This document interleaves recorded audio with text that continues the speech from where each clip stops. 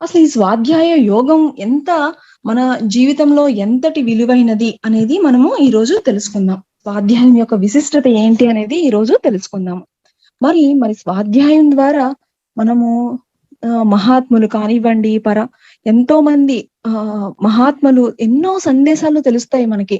ఒక్కొక్క బుక్ చదవడం మూలాన మనకి ఎన్నో గొప్ప గొప్ప సందేశాలు తెలియడం మూలాన మనలో మన యొక్క బుద్ధిలో ఎంతో ఎంతో మార్పు వస్తుంది మై డియర్ ఫ్రెండ్స్. దానికి మన పత్రి సార్ ఏం చెప్తూ ఉంటారంటే,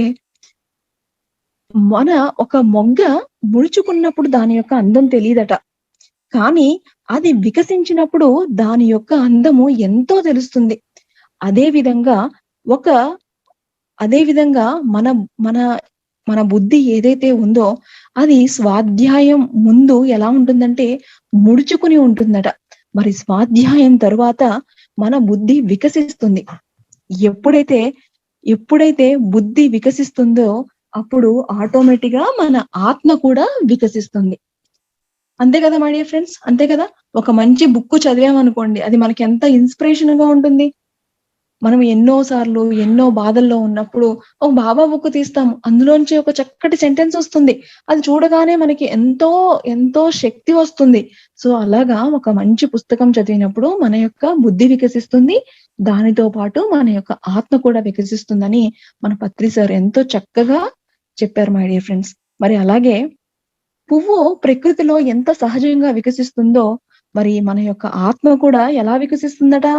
ఎప్పుడైతే మనము ధ్యానం చేస్తామో, ఎప్పుడైతే మనం స్వాధ్యాయం చేస్తామో, ఎప్పుడైతే మనం సజ్జన సాంగత్యం చేస్తామో అప్పుడు ఆటోమేటిక్ గా మన ఆత్మ వికసించడం అనేది ప్రారంభిస్తుందట. మరి మన గుడాకేశలో మన అందరం చేస్తున్నామా? ఏమేం చేస్తున్నాం? మనందరం గుడాకేశలో ధ్యానం చేస్తున్నాం, స్వాధ్యాయం చేస్తున్నాం, మరి చక్కటి సజ్జన సాంగత్యం చేస్తున్నాం, మరి సేవ చేసుకునే భాగ్యాన్ని కూడా మనందరికీ కూడా జిఎంపి విజృంభిస్తుంది మై డియర్ ఫ్రెండ్స్. అలాగే స్వాధ్యాయం ద్వారా మనకి తెలియకుండానే ఎంతో ఆత్మజ్ఞానము మనకి పరోక్షంగా వస్తుంది. ఎప్పుడైతే స్వాధ్యాయము చేసి మనం ఎప్పుడైతే ధ్యానము చేస్తామో ఆ ధ్యానములో ఎప్పుడైతే ఒక ఐడియా వస్తుందో మరి ఆ ఐడియా తెలిసింది మనం ప్రత్యక్షంగా, అంటే స్వాధ్యాయం చేయడం మూలాన మనకి యోగులందరూ ఇలా చేశారు, అలా చేశారు, వాళ్ళు ఈ విధంగా చేశారు అనేటువంటి ఒక పరోక్ష జ్ఞానం వస్తుంది. మరి ధ్యానం ద్వారా ఏమొస్తుంది? ధ్యానం ద్వారా మనం ఏదైతే చదివామో, ఏదైతే నేర్చుకున్నామో అది ప్రత్యక్ష అనుభవాలు పొందాలి అంటే కనుక మరి ధ్యాన శక్తి కావాలి. మరి దానికంటే మరి మన పరోక్ష జ్ఞానం కూడా కావాలి కదా. మనం ఇప్పుడు ఒక ఊరు వెళ్తున్నాం అనుకోండి, ఒక ఢిల్లీ వెళ్ళాలి అనుకోండి, ఆ ఢిల్లీ రూట్ మ్యాప్ అన్ని ఫస్ట్ మనం చూసుకుంటాం కదా, అప్పుడు మనకి ఈజీ అవుతుంది కదా వెళ్ళినప్పుడు.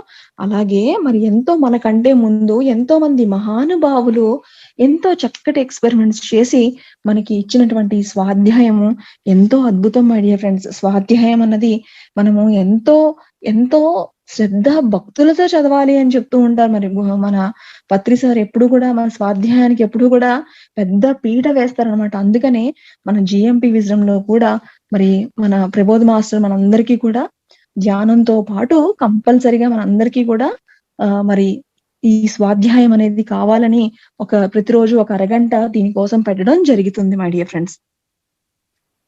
మనకి ఇంకొకసారి ఏమనిపిస్తుందంటే, అబ్బా నాకు ఈ పుస్తకం అర్థం అవ్వడం లేదు, నాకు అని చదవలేక మనం పక్కన పెట్టేస్తూ ఉంటాం. కానీ ఏమంటారంటే, మనం అర్థం అవ్వకపోయినా మనం కొన్ని బుక్స్ చదువుతూ ఉంటే, అలాగే సజ్జన సాంగత్యం చేస్తూ ఉంటే ఏదో ఒక రోజు ఏదో ఒక నిమిషంలో మనకి అర్థమైపోతూ ఉంటుంది. కాబట్టి అర్థం అవ్వకపోయినా కూడా మీరు ప్రతిరోజు కొంత స్వాధ్యాయానికి కేటాయించండి మై డియర్ ఫ్రెండ్స్ అని చెప్తున్నారు. మరి అలాగే మన పత్రి సార్ కూడా మరి 18 ఆదర్శ సూత్రాలలో మరి రెండవది ఏంటిది మై డియర్ ఫ్రెండ్స్? అది స్వాధ్యాయమే కదా. ఇంకొక మాట చెప్తారు ఫ్రెండ్స్, ఏంటి అంటే తీర్థయాత్రలు చేస్తున్నట్లు మన బుద్ధితో జ్ఞానయాత్రలు చేయాలట. తీర్థయాత్రలు మనం శ్రీశైలం వెళ్తాము, షిరిడి వెళ్తాము, తిరుపతి వెళ్తాము, ఇలా వెళ్తాము. కానీ స్వాధ్యాయం చేయడం మూలాన సపోజ్ ఒక పరమహంస యోగి గాని, లేకపోతే ఇలాగా గొప్ప గొప్ప బుక్స్ చదివినప్పుడు, మన వాళ్ళకి ఏమవుతుందంటే మన లోపల ఆ వికాసం అనేది వస్తుంది. మనలో ఆ బుద్ధి వికసించి ఒక చక్కగా ఆలోచించే గుణము మనలో స్టార్ట్ అవుతుంది. ఎప్పుడైతే మనలో ఆ సెల్ఫ్ రియలైజేషన్ వస్తుందో అప్పుడు మనము ఒక యాత్ర చేసినట్లట. మరి అసలైన యాత్ర ఏంటి అంటే ఒక మంచి మహానుభావుల పుస్తకం చదవడమే అసలైన యాత్ర అని మన పత్రి సార్ ఎప్పుడు చెప్తూ ఉంటారు మై డియర్ ఫ్రెండ్స్. అలాగే ఆహ్, చదివేటప్పుడు కూడా మనం ఎలా చదవాలట? ఒక లక్ష్యం పెట్టుకొని చదవాలట. ఒక ఆహ్, ఎలా అంటే ఆ పుస్తకాల జ్ఞానము మన మస్తిష్కంలోకి వచ్చేంత వరకు మరలా మరలా చదవాలట. ఆ చదవడం గూడా ఏదో చదివాము కాదు. ఎన్ని సార్లు చదివినా మనము ఈ స్వాధ్యాయం గురించి ఎన్నో సార్లు విన్నాం. కానీ ఎప్పటి వరకు వినాలట? ఎప్పటి వరకు చదవాలా అంటే, మనకి ఆ పుస్తకంలో ఉన్నటువంటి జ్ఞానము మన మస్తిష్కంలోకి అంటే మనము అది ఒకటైపోయేంత వరకు కూడా మనం చదువుతూనే ఉండాలట. మరి ఎంత ఇంపార్టెన్స్ మై డియర్ ఫ్రెండ్స్ మరి ఈ స్వాధ్యాయం. మరి ఆహ్, ఎందుకంటే ఆహ్, ప్రపంచంలో ఎవరైనా సరే చెయ్యబోయేవి, చేస్తున్నవి అవన్నీ కూడా ఇదివరకే మనము ఏదో ఒక పని, ఏదో ఒక తప్పు చేసి ఉంటాం. తప్పు చేశామని బాధపడిపోతూ ఉంటాం. కానీ పుస్తకాలలో ఏమవుతుంది?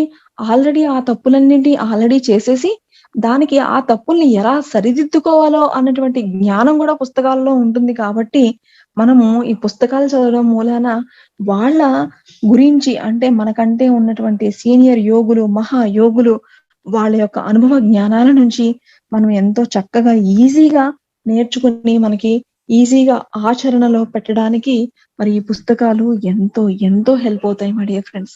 మరి ప్రతిరోజు స్వాధ్యాయం వల్ల ప్రపంచంలో ఎంత జ్ఞానం ఉందో తెలుస్తుంది. మనకు ఒక్కొక్క బుక్కు చదివితే తెలుస్తుంది. మరి ఏంటి ఈ బుక్కులో ఇంత అద్భుతమైన జ్ఞానం ఉందా? ఇది తెలియక నేను ఇన్ని సంవత్సరాలు ఎంత బాధపడుతున్నానో అని మనం ఎంతో కొట్టుకుంటాం. మరి ఇప్పుడు ఈ గుడాకేశకొచ్చారు అంటే గనక మీ అందరికీ తెలుసు. మీరు ఎన్నో సేత్ వర్క్‌షాప్‌లు అటెండ్ అయ్యుంటారు.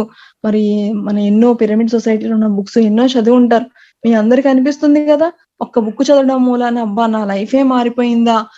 ఇంత బాగుందా? మరి ఈరోజు మనం ఇంత ఇంత టైంని మరి ఈరోజు నైట్ అంతా కూర్చొని మనం ధ్యానం చేయగలుగుతున్నామంటే ఎన్ని బుక్స్ నుంచి మనకి ఇన్‌స్పిరేషన్ వచ్చింది.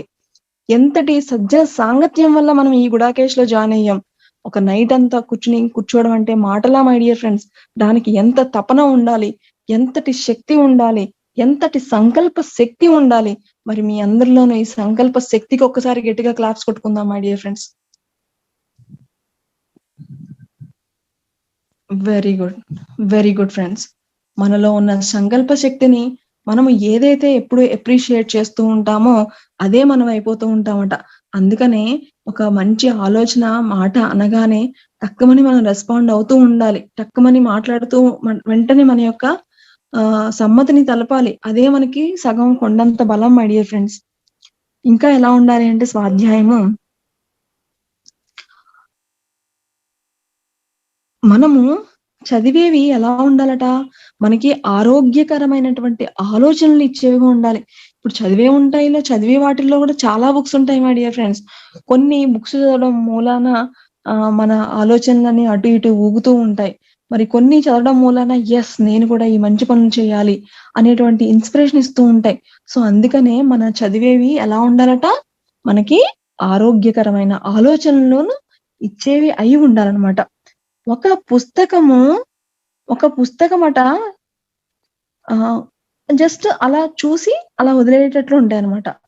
కొన్ని పుస్తకాలెలా ఉంటాయి, కొంచెం టచ్ చేస్తే బావుండు అన్నట్లు ఉంటాయట. కొన్ని ఎలా ఉంటాయంటే, నమిలి తినేయాలి అంత ఆతృతతో ఎన్ని సార్లు చదివినా సరే ఇంకా చదవాలి. ఇంకా చదవాలి. అంటే మనం ఆ బుక్ నుంచి అంత ఎనర్జీ తీసుకుంటాం. ఆ బుక్ నుంచి మనం అంత ఇన్‌స్పిరేషన్ తీసుకుంటాం. సో, అలాగా ఊరికినే చదవకుండా వాటిని అధ్యయనం చేయాలి. అంటే ఒక పుస్తకాన్ని టార్కోమ్ గారు చెప్పారు ఏంటంటే, 7 సార్లు చదివితే కానీ మనకి అందులో ఉన్నటువంటి జ్ఞానము మన మస్తిష్కంలోకి అణువణువున వెళ్ళాలి అంటే గనక 7 సార్లు చదవాలి ఈ పుస్తకాలని చెప్పారు. మరి టార్కోమ్ గారు. మరి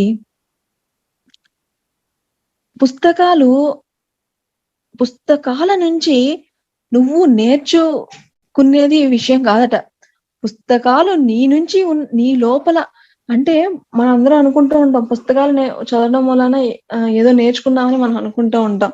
కానీ ఏమంటున్నారంటే పుస్తకాలు నీ లోపల నుంచి ఏ జ్ఞానాన్ని బయటకు తీసుకొస్తున్నాయి అన్నది మనం తెలుసుకోవాలట. అంటే ప్రతి ఒక్కళ్ళకి కూడా ఒక శక్తి ఉంటుంది మై డియర్ ఫ్రెండ్స్.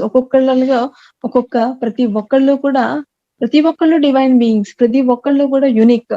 ఎవ్వరు కూడా ఎవరితో కంపారిజన్ అనేది లేదు. ప్రతి ఒక్కళ్ళకి కూడా ఒక అద్భుతమైన క్వాలిటీస్ ఉంటాయి. ప్రతి ఒక్కళ్ళకి కూడా ఒక యూనిక్ క్వాలిటీస్ అనేవి ఉంటాయన్నమాట. సో ఆ పుస్తకాలు చదవడం మూలాన నీలో ఉన్నటువంటి ఆ అద్భుతమైనటువంటి ఆ యూనిక్‌నెస్ ఏమైతే ఉందో దాన్ని బయటికి తీసుకురావాలి అంటే గనక ఆ పుస్తకం చదివినప్పుడు నీలో ఉన్నటువంటి ఆ గొప్ప లక్షణాలన్నీ కూడా బయటికి వస్తాయి. సో అందుకనే పుస్తకాలు చదవడం అనేది ఎంతో అద్భుతమని, కంపల్సరీ అని మన పిరమిడ్ సొసైటీలో మరి పత్రి సార్ చెబుతున్నారు. అలాగే మరి పత్రి సార్ ఎన్నో వేల బుక్స్ చదివారు. అలాగే ప్రబోధ్ మాస్టర్ మరి ఎన్నో వేల బుక్స్ చదివి దానితో మరి ప్రబోధ్ మాస్టర్ గారి యొక్క ధ్యానాన్ని జోడించి మరి మనకి ఈ క్లాసెస్ గాని, గుడాకేశ గాని జరుగుతూ ఉంది మై డియర్ ఫ్రెండ్స్.